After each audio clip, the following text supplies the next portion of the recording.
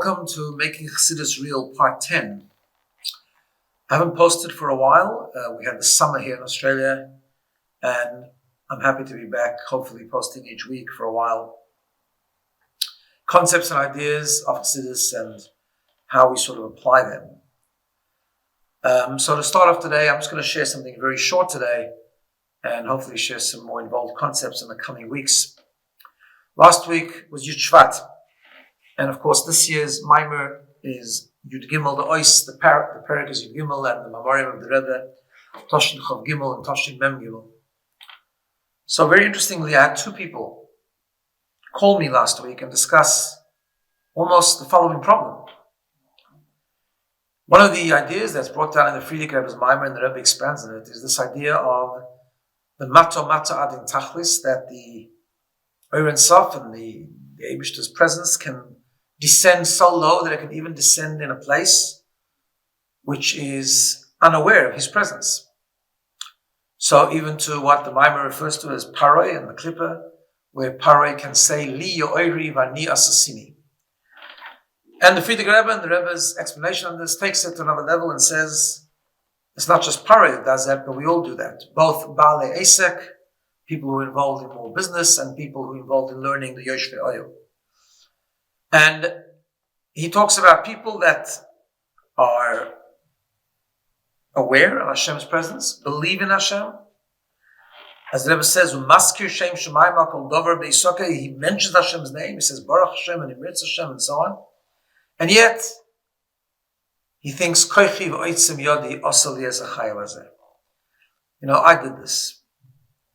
Of course, how does it go together? But such is the amazement of this idea, that we can actually think that we've achieved something. And as the Mamarim explain, the real perspective really is that we don't achieve anything. It's not us. It's all the Eibishter. It's not to do, of course, one has to make the Ishtadlus, but it's not our Ishtadlus, it's not our success, it's not our talents, it's all the Eibishter's doing.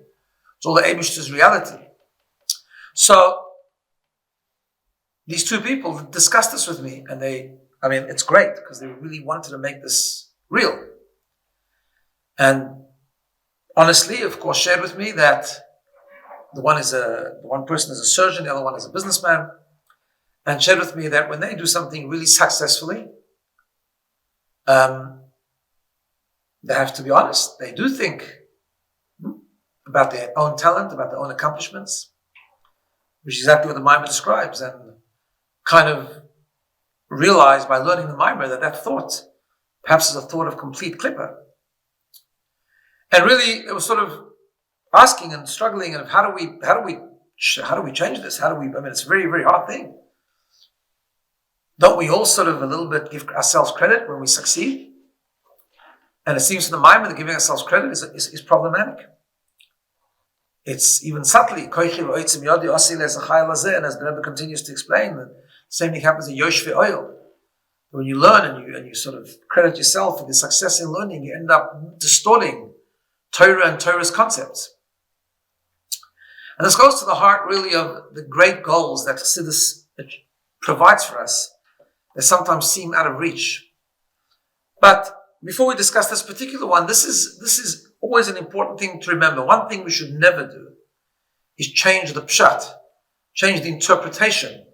It's not really exactly what it sounds like, as sometimes people do. It's not exactly what it's saying, but really it does give room for the person and all that kind of sort of interpretation stuff, because we want to feel that we're not distant from the goal. And that's a problem because, first of all, it's not a problem to be distant from the goal. It's not a problem to be imperfect. We are all imperfect. There's a kind of a secular notion today that we all have to be perfect and therefore all have to be accepted exactly the way we are. Without going into a lot of detail, but that's sort of the avir, that's the culture of today's world. So in looking at something like this Maimer, first of all, I shared with them that they can join everyone else. We all have this problem. Whatever we do and be successful, we have at least pedakus, we have this concept of koichi v'oitzim yodi. But here's the idea. Where we can, and it's hard to change, and not necessarily just by learning this Maimer, it's going to change. But what we can change is our mind, our mindset. We can learn this Maimer a few times and we can actually believe in it intellectually. We can at least know not to credit ourselves.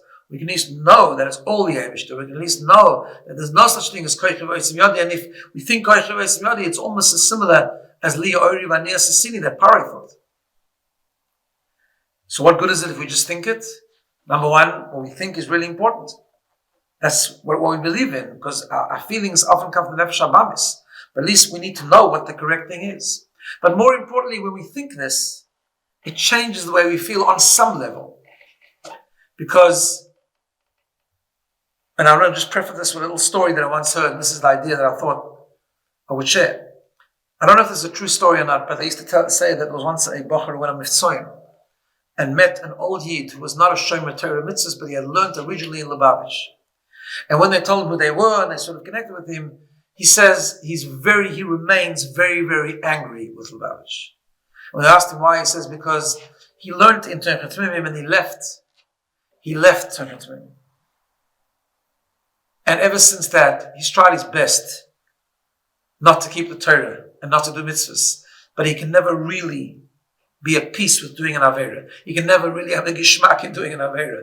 Torah Tmimim ruined his pleasure, which is an amazing accomplishment.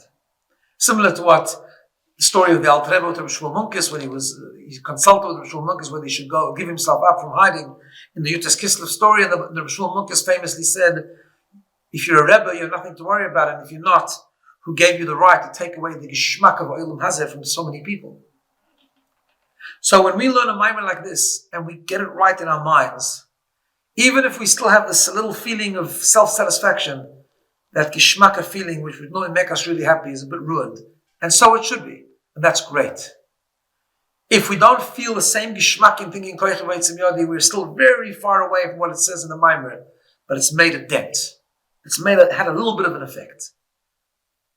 And that's already applied the concept without changing the concept. Of course, what our feeling is still feeling a little bit of Koich V'Oitzim Yodi is Klipper. But at least we know that, and we're trying to inculcate into ourselves the belief that no, it's all the Eibishter. Do we get it perfect? No, maybe not. But we've made a dent. And that's how Chassidus works. When we think about these concepts, we don't try and distort them or lower the level. They are what they are. But we think about them in our mind, and we develop a mindset of those ideas, and that mindset makes some dent in how we feel as well, and changes the way we live.